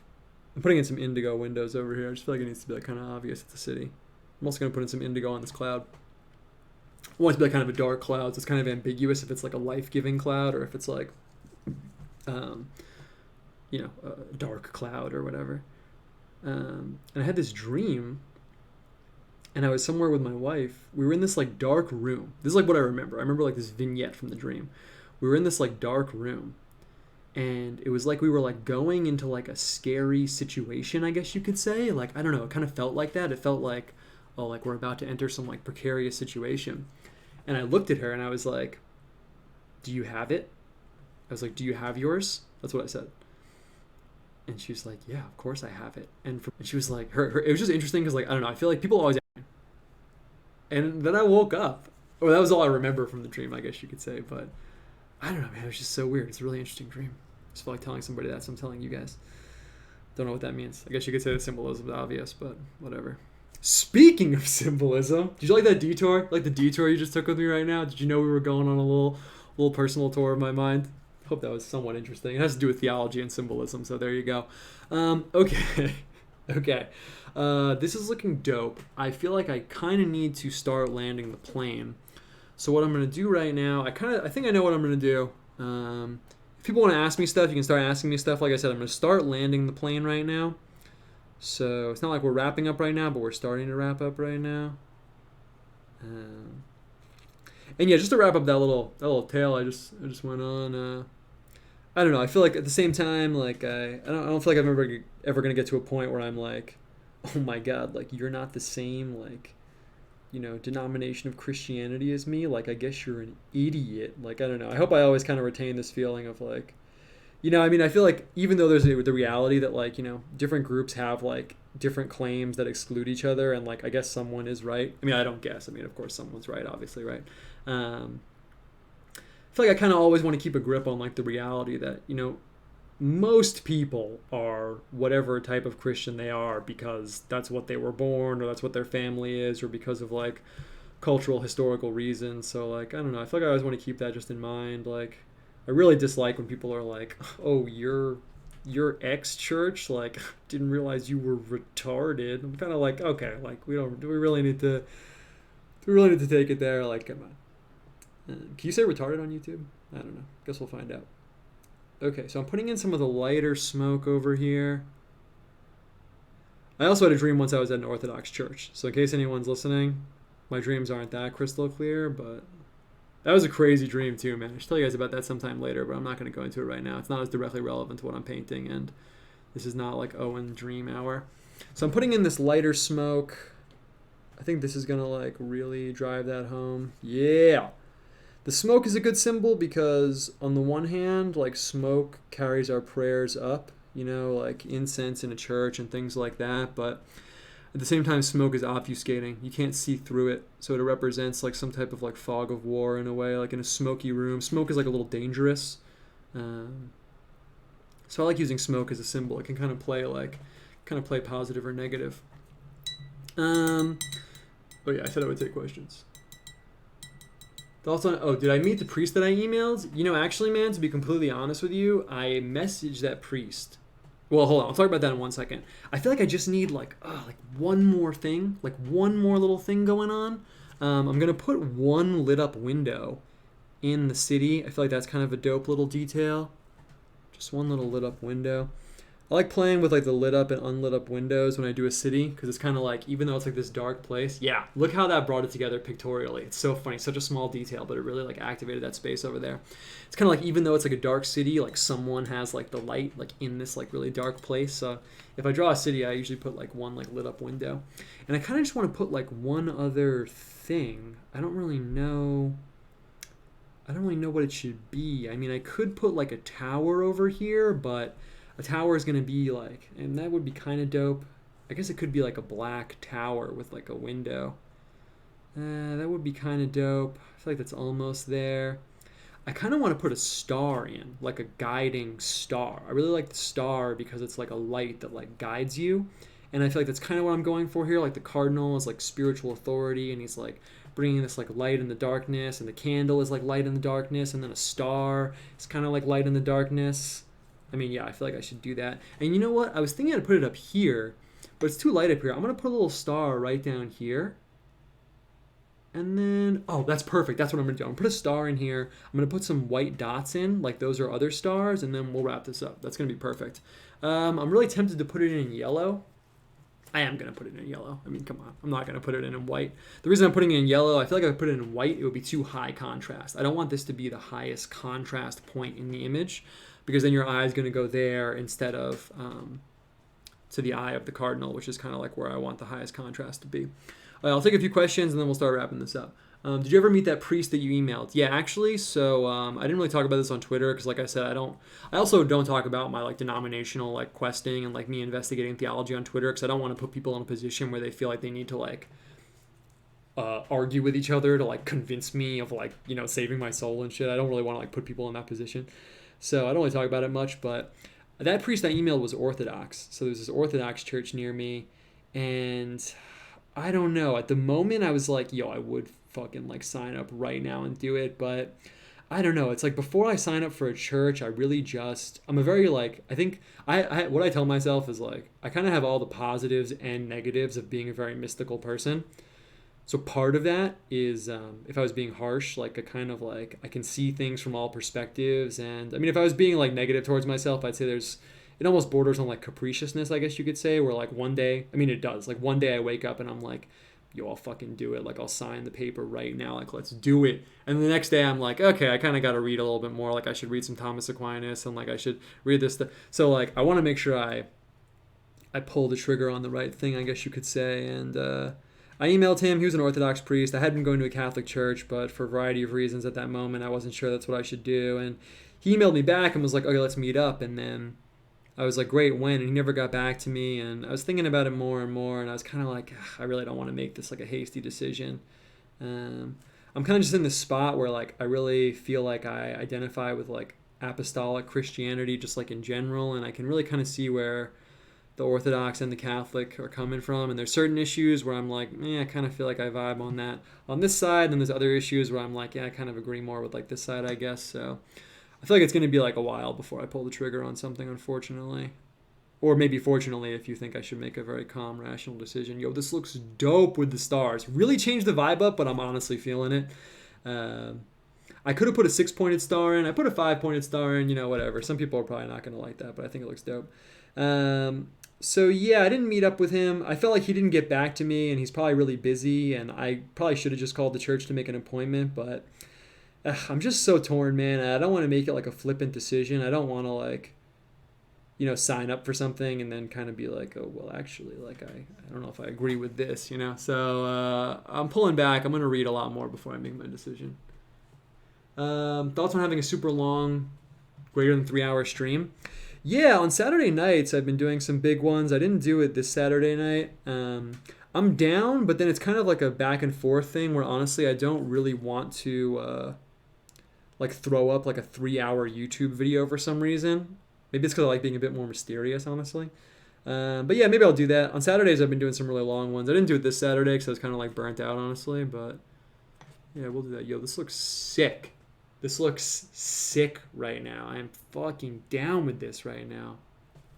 Okay, I'm gonna put in a few little details, and then we'll start wrapping this up. It's 145. They usually end up being like 150. So there's a flick of dry, dark paint in the halo right to the face. My eyes drawn to it like a magnet. Can you fix it? That little dot. Yeah, I'll fix it. In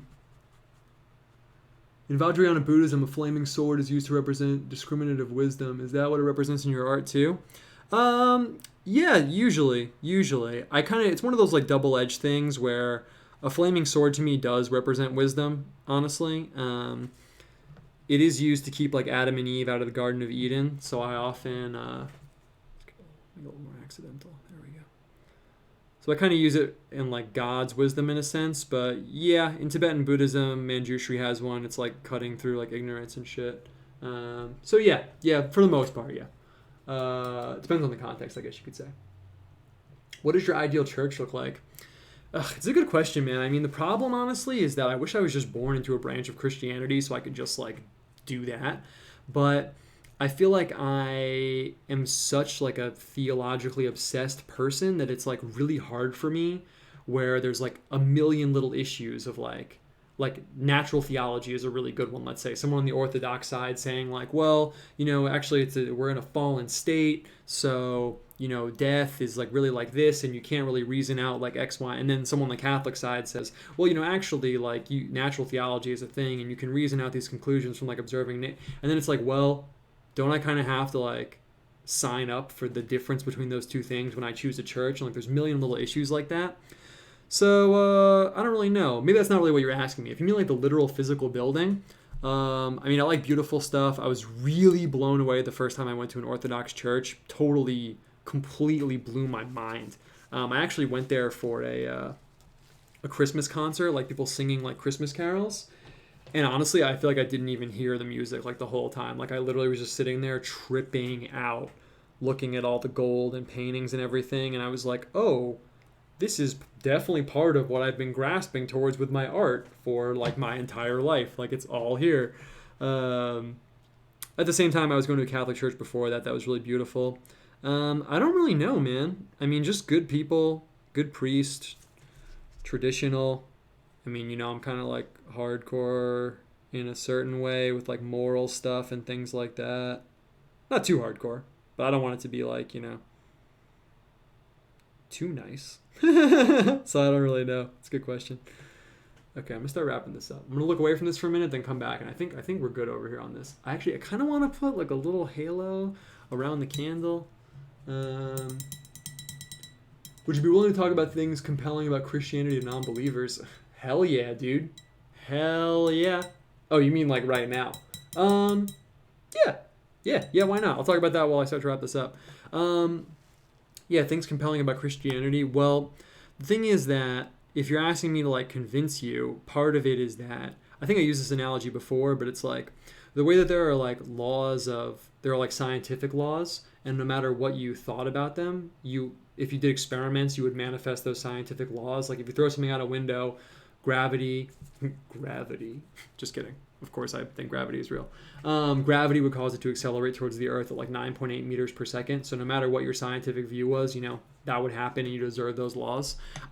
Personally, I think that that's the case with Christianity, and that there are these like theological laws in the universe, and it's more like theological like tendencies and theological principles, really, you could say, that no matter what kind of system you're using, they tend to manifest.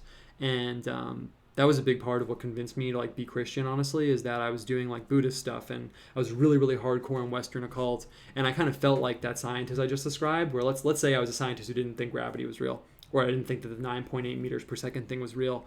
I kind of felt like I was like, I keep running this data and running these experiments, and I'm just getting these results that don't fit. It was kind of like I was like a biologist, And I was looking at all these animals, and I was like, man, this is so weird. And then someone was like, hey, they explained like the microevolution aspect of Darwinism. They were like, hey, these birds have different beaks because they, are evolved to get seeds out of these flowers. And then you're like, holy shit, that's why. And everything just comes like really clearly into focus. So maybe that's not really like well explained, but I feel like there are aspects of the universe like good and evil, more subtle things like the redemptive aspects of suffering and the role suffering plays in human existence. And there's all these little aspects that I could go on about for a while that I felt like Christianity explained really well. And honestly, my relationship to Christianity for most of my life was that it was kind of like there was this, it's a really weird analogy, but I'm just going to drop it on the stream right now. It was kind of like there was this really weird guy that lived in my neighborhood. And I was like, wow, this guy's fucking crazy, and was telling me like all this weird shit. But then as I got older and older, I was like something would happen to me. I'd be like, oh wow, it's just like that guy said. Like, wow, it's so weird. And then another thing would happen, totally unrelated, and I'd be like, oh wow, it's just like that guy said. And like after that started happening, I had to turn my view around and say, okay, well, this guy's not that crazy because what he's telling me is happening. Like, so there must be something here. And after like that happens 100 times, I have to sit down and think, okay, well, there's something to this person that's giving me this information that, whether I like it or not, is like being really accurate over time. And that's kind of like how I like came to Christianity, honestly. It's like after a while, I just had to be real with myself and say, okay, I cannot keep writing off like those coincidences. I don't know. I could go on for like a really long time. There's a lot of things. There's a lot of things, basically. And that is kind of the gist of it. I feel like it explains the structure of the universe in such a way.